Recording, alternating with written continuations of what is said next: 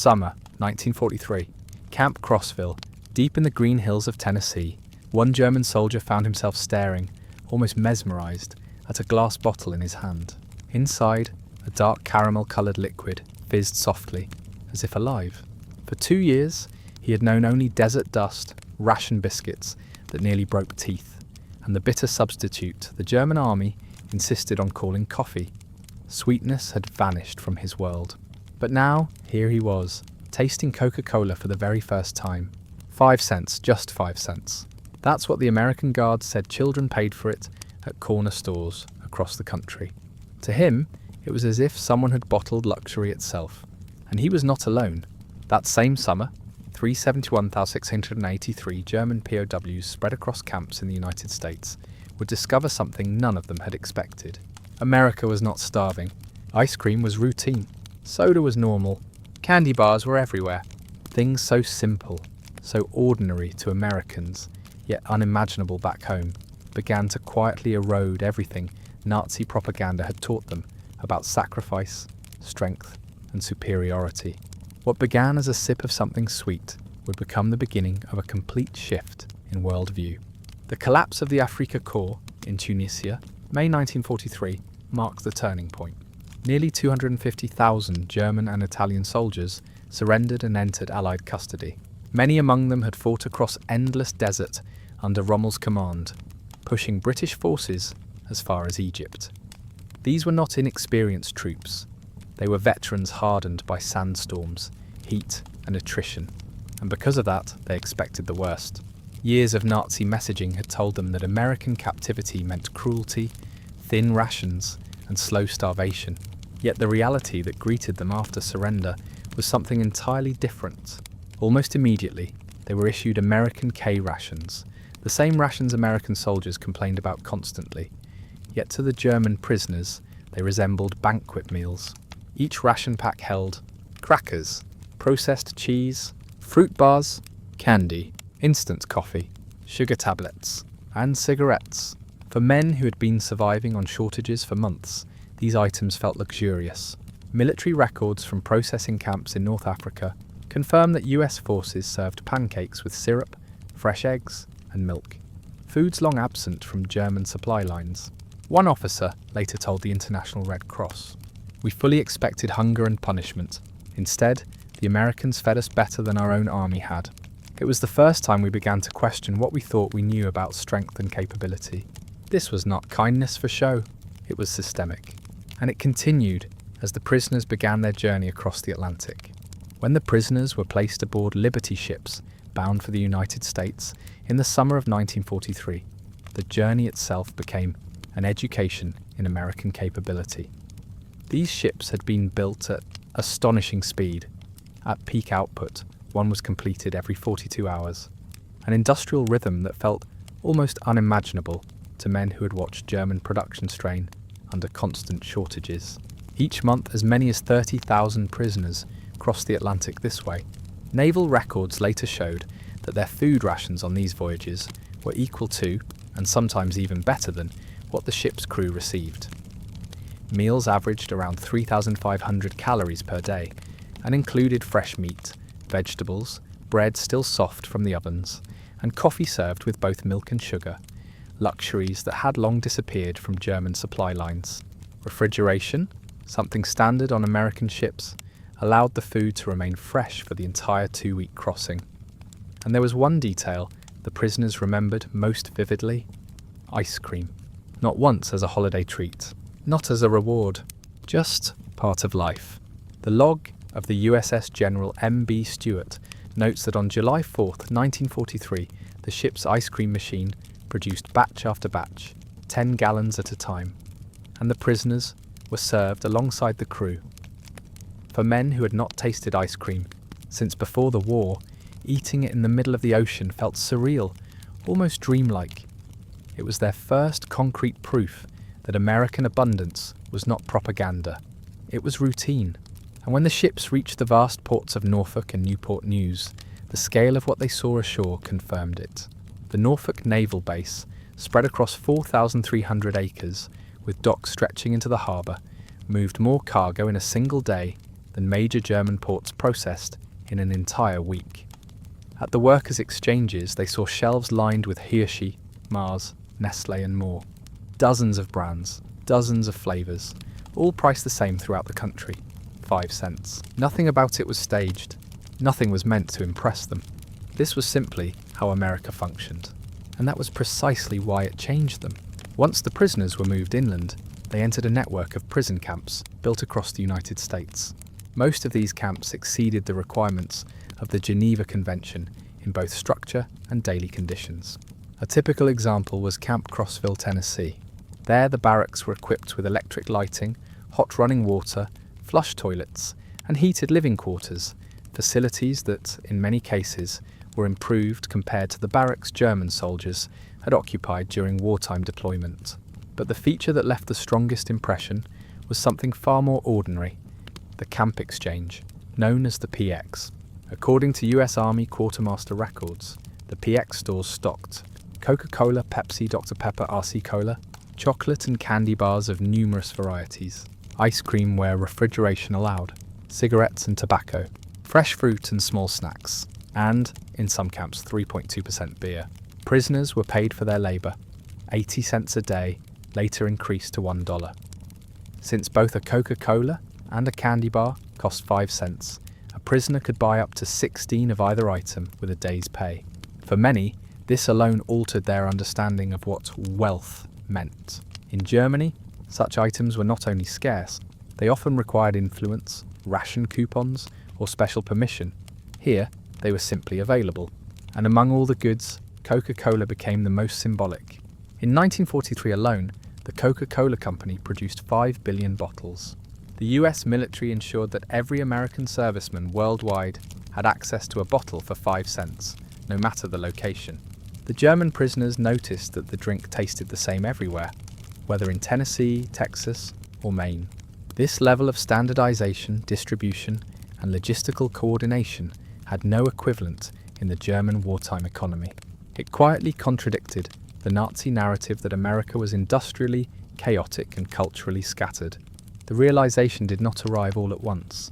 It happened in ordinary moments: a soda handed across a counter, a chocolate bar unwrapped, the familiar taste of ice cream on a warm afternoon. Small experiences repeated daily, forming a new picture of the world. By the summer of 1943, something even more surprising than Coca-Cola began to appear in the prison camps: ice cream.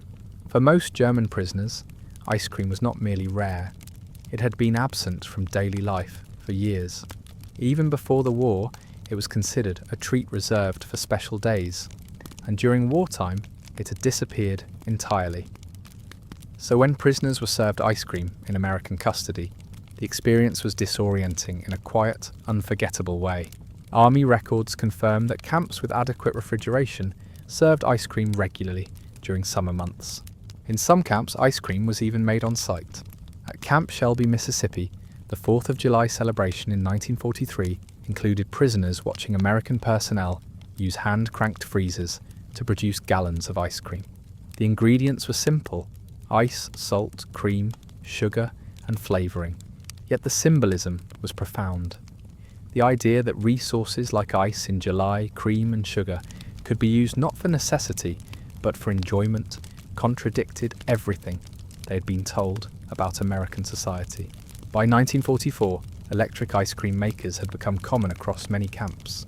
The flavours available, vanilla, chocolate, strawberry, butter pecan, exceeded what many German cities had offered even before wartime shortages.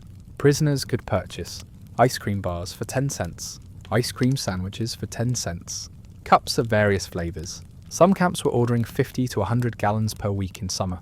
This wasn't a feast. It wasn't a celebration. It was simply normal. And that was the lesson. In Germany, deprivation had been framed as sacrifice for national glory. Here, prisoners were eating foods that many German families had not seen in years. The contrast did not require debate, explanation, or lectures. It was something they could see, taste, and remember. No guard needed to say, "Your government lied to you." The message was already present in every spoonful. Ice cream became a quiet teacher. Not glamorous, not dramatic, simply undeniable. It suggested that abundance did not need conquest, that a society could create enough for everyone, including those who had just been fighting against it. And the prisoners seemed to feel the weight of that idea more strongly than any speech could have delivered. By then, the psychological shift was underway. Slow, steady, deep. Sugar, perhaps more than any other ingredient, drew the clearest line between the world the German prisoners had come from and the world they now stood inside. In Germany, sugar had long since become a memory. Civilians were allotted only tiny rations, when sugar was even available at all. Every spoonful had to be stretched, saved, planned. It was something measured, counted, and protected. But in the American prison camps, sugar did not sit locked away under watch. It sat in bowls, right on the tables. Prisoners could take as much as they wanted. No one stopped them. No one questioned them. No one measured anything. Quartermaster records from 1943 to 1945 show that camps were receiving £100 sacks of refined sugar every week, and camp bakeries used it freely. Cakes appeared on menus regularly. Cookies, pies, sweetened cereals, flavoured oatmeal, coffee poured over, with sugar and milk. All routine, all unremarkable, all simply normal. To men who had survived on scarcity, what they saw in the mess hall was not just food. It was a worldview, inverted completely. One incident, recorded at Camp Aliceville, Alabama, remained in the memory of many who witnessed it. During a stretch of humid weather in August 1943, several £100 of sugar hardened into clumps. In Germany, every grain would have been recovered. Workers would have steamed it, scraped it, broken it, saved it. But in Aliceville, the kitchen staff simply threw it away and ordered more. The German prisoners working there were stunned. Some were distressed, some were angry. Some simply stood silent and stared, unable to make sense of what they had just seen. Because in that moment, the lesson was not about sugar. It was about capacity.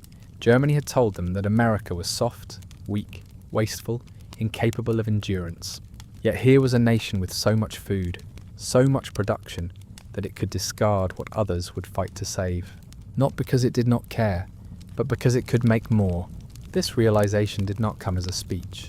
It did not arrive as propaganda. It came as a quiet, undeniable fact, observed in a kitchen.